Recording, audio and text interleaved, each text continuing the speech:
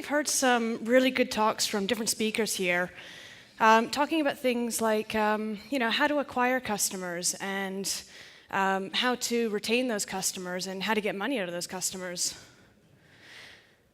And when I was talking to Alex, when Alex approached me about speaking here, I was thrilled to start with, and we started brainstorming things we could talk about. And I kind of went, well, you've got this flow from acquiring through to monetizing your customers.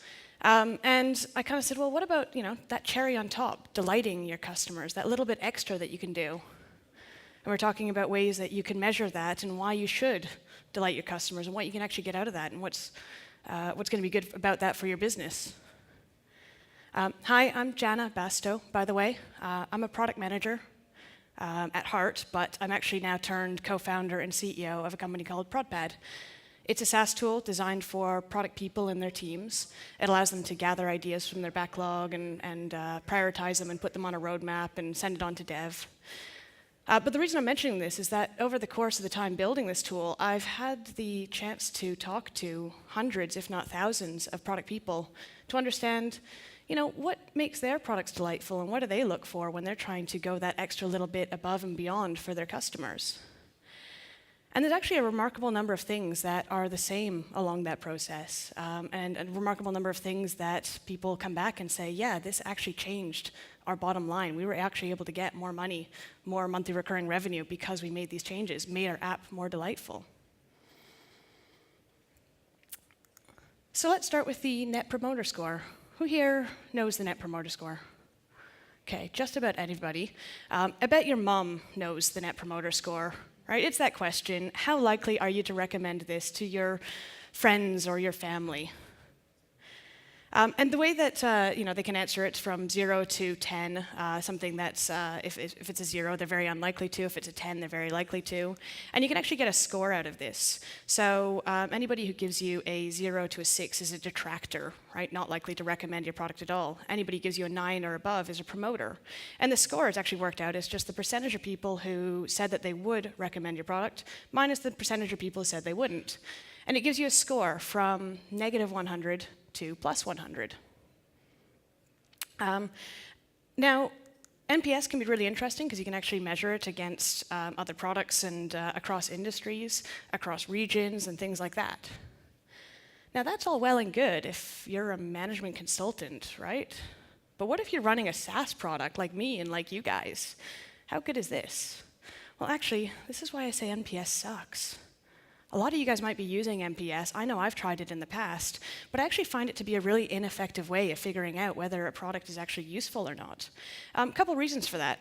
Number one, I find the question itself, would you recommend this to your friends or family, to be a little bit strange. Okay, if it's a photo sharing app or something like that, maybe I would recommend it to my mom or to my friends. But a lot of the tools I use are business tools that help me run my business. Would I call my mom being like, Mom, I just got this really cool tool, you should try it? Like, she's not going to care, right? So the question itself is a little bit strange, and it often skews results. It's also not a particularly specific question. Some people will say, yeah, I'll give it a 7, even though parts of your product might be really delightful and useful, but something else is putting them off. And it's not exactly actionable either. You don't actually know what's wrong with your product at this point in time. This is one of the reasons why NPS doesn't really work for a lot of companies, because let's say you did an NPS score and you found out that on that score you're a 50, which might be average for your industry, and you decide that you want to reach 60. Well, how do you actually go about reaching 60? This is a better question. This is a question I like asking. And it's somewhat of an uncomfortable question. This actually comes out of, do you guys know Sean Ellis?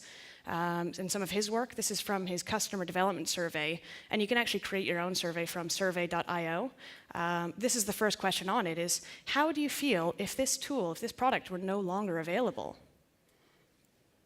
And the results you get from this, the people rate it on a scale of not at all disappointed through to very disappointed.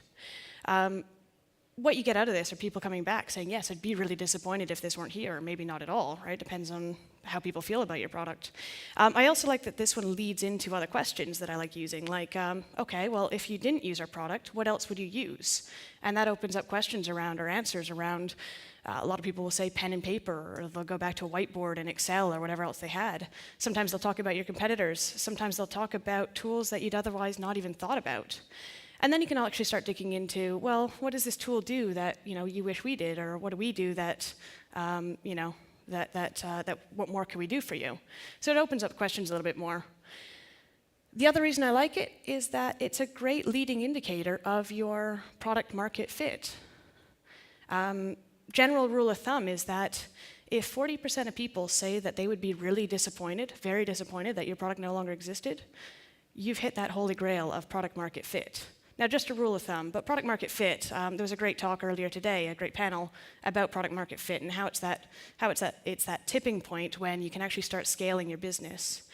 So this question back here is actually a really good one to help you identify as to whether you're on the way to that product market fit. But what does this have to do with delight? Well, I mean, a simple way to talk about delight is say that delight is simply exceeding expectations. Now, let's break this down a little bit. Do you guys know the Kano method? Absolutely love the Kano method because it actually helps you identify where any of your features fit in terms of being delighters or expectations or where else. So it's a way of measuring your the investment or the effort that you put into each feature versus the satisfaction that your customers get out of it. Most of the time, your features are going to be satisfiers. You put a little bit of effort into a new feature, and it gives them a little bit of value. Other times, you might put a lot of investment in something, and it gives them a lot of value. But where it gets interesting is that you can then see that some of the things on this scale are basic expectations. No matter how much investment you put into it, it's not particularly going to satisfy people. I bet everybody in this room has a reset password flow, a functionality that resets people's passwords. And you can make the most beautiful reset password flow in the world. And frankly, no one's going to care. They just care that when they need it, their password is reset and they can get back in. So you can invest everything, and it doesn't really take you anywhere. Same thing goes with, a lot of you have probably flown into Dublin for this event today. You're probably staying in hotel rooms, and when you took a shower this morning, you turned on the hot water, and there was hot water. But you didn't, run to TripAdvisor to make a great review about how hot the water was. It was just there. You expected it, right? So no matter how much investment you put into this, you can't really get anybody to really care about these basic investment, basic expectation type features. But then there's also delighters. Let's compare that hot water thing. The amount of investment that a hotel has to put in to make sure that you've got hot water at the moment you press that button or at the moment you turn on that switch is huge. It's one of their base operational costs, having heat and hot water. But no one's impressed when they've got heat and hot water. Let's take a delighter, right? Has anybody ever stayed at DoubleTree? If you turn up at DoubleTree and you check in, when you get to reception, they give you warm cookies. How good is that, right? Warm cookies at reception. Now, the cost of these warm cookies is probably nothing, right? There's cookies that they microwave and hand to you when you get in. But the amount of people who go, oh my God, I love these things. I got warm cookies. I'm going to come back here. And they'll pay extra for a hotel that gives them warm cookies over one that doesn't. These are things that are absolute delighters. So a way to measure Kano, a couple survey questions. How do you feel when a hotel has hot water? It's kind of a silly question, right? How do you feel? Well, I kind of expect it this way. How do you feel when an app has a login flow or a reset password flow? Well, you kind of expect it to be there. You'd be annoyed if it weren't. How do you feel if it doesn't have hot water or a login flow? Well, you'd pretty much dislike it, right? You would notice that right away. So this is how you can actually measure that, and this is how you can actually see where these delighters come from. And the thing is that expectations change. The basic expectations of 50 years ago in a hotel was that it doesn't always have to have hot water. That wasn't always the basic expectation. Certainly not hot water on demand the moment you open the tap.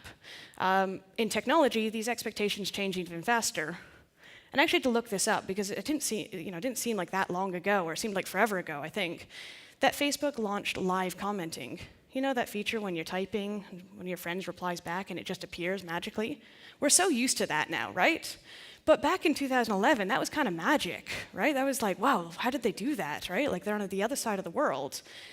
Today, it's an absolute basic expectation, right? If you had to reload Facebook in order to see new comments, you'd give up on it, right? It's just basic.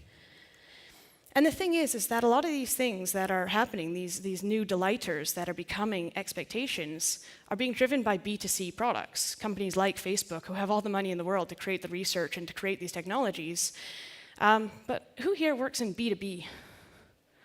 Okay, pretty much everyone, right? If you're in B2B, well, tough. You've got to keep up, right? Des Traynor this morning was talking about how in the olden days, 10 years ago, when you sold a piece of software to a company, it was a transaction between a salesperson and the CEO, and the end users didn't really have a say. And the end result was that the product itself probably sucked. But nowadays, if you're a tool like Slack, for example, these are tools that are being used by people within the company, and it just sort of grows and grows and grows until the bosses notice and actually start thinking about getting an enterprise license. And so if you're building a B2B tool and you're trying to aim for the average user in a company as opposed to trying to sell it down, you've got to think about what these people are doing in their day-to-day lives. For example, in ProdPad 5 years ago, when we first started building this thing, when we launched it 3 years ago, we were barely making minimum expectations from back then. We didn't have real-time commenting or a mobile app or two-factor authentication. And today, these are realities, things that are on our roadmap or that we've already built that we have to, because this is just what people simply expect. And so there is this constant march to keep up with figuring out what the delighters of last year were to make sure that we're keeping up to meet minimum expectations. So Warren Buffett, I don't know him personally, but I do hear he's a pretty smart business guy. He's talking about the direct correlation between delighting your customers and getting return out of them. He's talking about how these are people who are absolutely giving you free sales. Other thing is that, why would you bother delighting? Well, that churn monster that bites away at your growth every month? Well, actually, busting churn is one way. Creating delightful moments within your app is one way to actually bust that churn. I was talking to Nick Franklin from ChartMogul this morning, and he was talking about how expansion MRR can be so important to maintaining a healthy growth and bringing that net churn down to zero or even to the negatives. And what we were talking about was how if you actually make something that's delightful, it gets spread among different people within the company, and people actually start using it more and more and more. And you can actually, basically bringing delightful moments into your app will change your bottom line. So what do delightful apps have that others don't? I've been having some great conversations today. I was talking to one person who's talking about CityMapper, how they have a little Easter egg, a little guy in there. Now, I don't actually use CityMapper, but I heard all about this lovely little guy that you have to find within the app that's probably added as an Easter egg, but is now kind of like this important feature that increases their engagement and gets people to tell me excitedly about a tool like CityMapper. Now, it's not necessarily about just having little Easter eggs. That's not necessarily delight. They can be delightful, but that's not what delight is. First and foremost, your product needs to solve an actual problem. Before, you can have all the warm cookies in the world, but if you don't have hot water, you're not actually going to be solving problems for your users. One of the key things that I'm seeing companies missing is opening up that conversation, making it easy for customers to reach out to them to say, hey, this is working and this isn't, gathering feedback directly from that and getting that feedback in front of your product people, in front of your team. So what we do at ProdPad, we have a Slack group just for our customers. We invite them in when they join ProdPad, and they can talk to each other, talk to us directly, ask questions, get involved. We also have a customer feedback portal where people can see ideas that are in our backlog. They can see our roadmap, and they can submit their own ideas and pitch in their thoughts on stuff that's in our backlog already. And the other side of that is closing the feedback loop, actually getting back to customers when you've worked on something, letting them know that, hey, Joe, remember that thing you asked us about 6 months ago? Well, we took that on board and we actually did something with it. And even if that customer has since left, if they tried something out and gave up on you because you didn't have this feature, getting back to them even months later can make such a big difference. I was talking to one of our customers who's in our office a couple weeks ago. She was one of our early customers, gave us tons of feedback, and actually helped shape what our tool became. And honestly, I don't think she would have stuck around if we didn't have this habit of keeping her in the loop and letting her know when she was making an impact and where she was actually providing good feedback. Even if we didn't build everything she asked for, just keeping her in the loop made the difference. It's important to anticipate the problems, to start with. Have a decent help desk, an area that people can actually ask questions. More and more, this is becoming like understanding their actual behavior in the app and doing something about it. The new trend seems to be contextual in-app help. So if there's a new feature or an area that people are getting stuck, watch what they're doing and then change the app around it and give them helping points at some point during that journey. Make it easy for them to reach out to you when they get stuck. One thing we did was that we changed our onboarding flow. When you sign up for an app, most of the time you get this email, welcome to our app. And then a few days later, you get another one. And then a few days later, you get another one saying that your trial's about to expire. Everyone has this same flow, right? A few days later, you get just a different set of emails. What we actually started to do was, instead of just sending them an email blindly, listen and find out what kind of things they were doing in the app. If you came in and you did nothing, you get an email that says like, hey, that was weird, what happened? If you come in and you do everything, you start filling out your profile and you've added your roadmap and this, that, and the other, well, then we send you an email saying, hey, you're awesome, right? You look like you're really getting involved in this. Here's this super cool thing that you could learn that we otherwise wouldn't have told you about. So we actually have a series of different emails, depending on what it is you actually did in the app. Just doing this and this alone helped us double our conversion rate from free to paid, and also got our number of days from the time that they started the trial to the days that they paid for the first time. It used to be about 30 days. It's now down to about 11 because we're really targeting them, saying, hey, this is what you're doing well in the app, and this is where you could be using help. So it's important to anticipate the problems and help them along the way. And also empathize with your users. I was having a conversation with Ali from Receptive out there today, and she was saying, she was nodding along when I was telling her what I was talking about here, because she said, I wrote an article about this, and it was about how American customer support is so different from British customer support.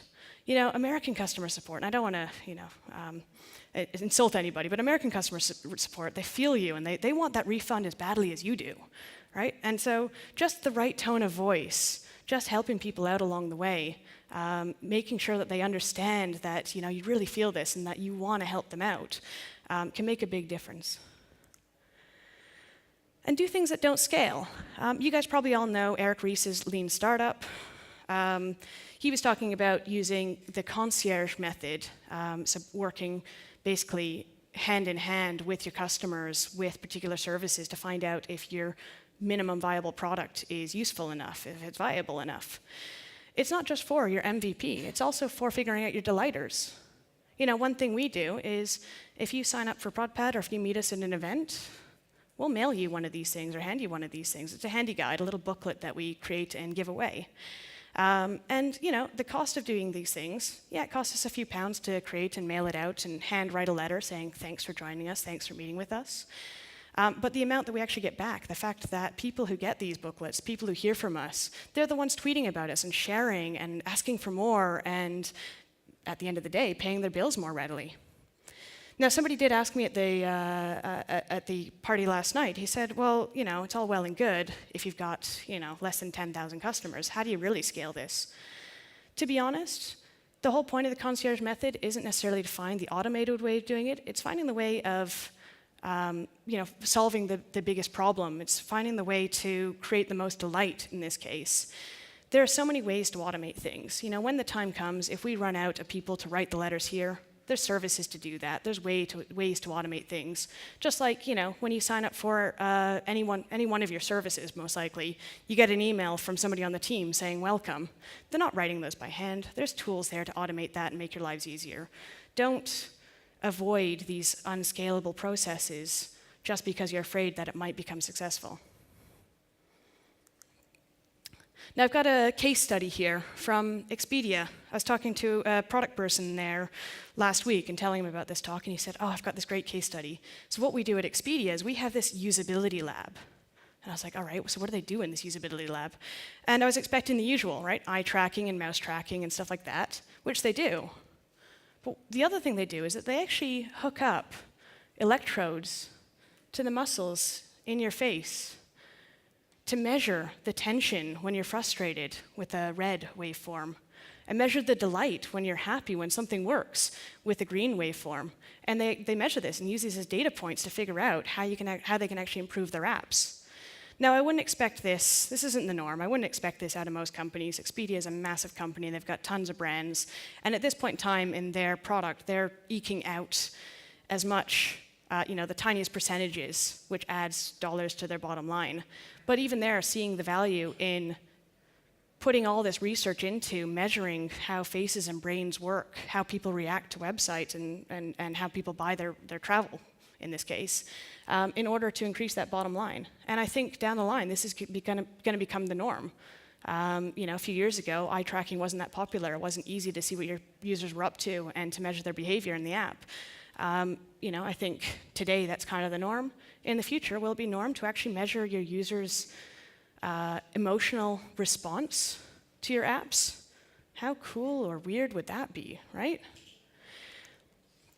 Now, at the end of the day, this good feeling, this feel-good feel that your customers have when they hit these delightful moments comes down to when they feel badass, right? When they feel like they're empowered, like they understand what's happening, like something cool has happened to them and they feel a little bit special. If you guys take anything out of this, I recommend picking up the book from Kathy Sierra. It's called Badass, Making Your Users Awesome.